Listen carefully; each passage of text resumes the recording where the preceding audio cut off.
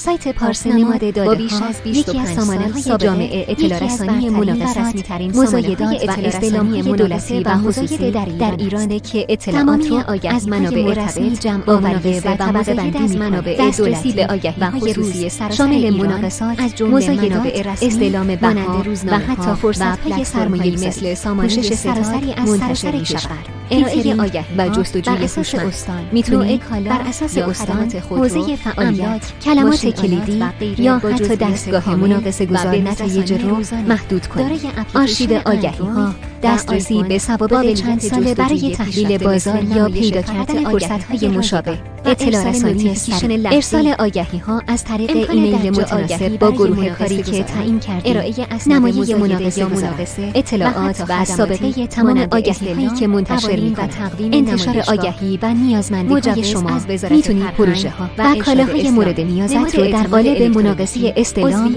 و یا مزایده از طریق این سایت به صورت هدفمند اطلاع رسانی کنید. نحوه استفاده: باید در سایت پارس نماد دیتا دات ثبت نام کنید. بعد از اشتراک و ورود میتونید حوزه فعالیتت رو مشخص کنی تا سیستم آگهی‌های مرتبط رو برات نشون بده یا بفرسته. نسخه رایگان معمولاً محدودیت نمایش داره، ولی اشتراک کامل دسترسی نامحدود در حوزه کاریتون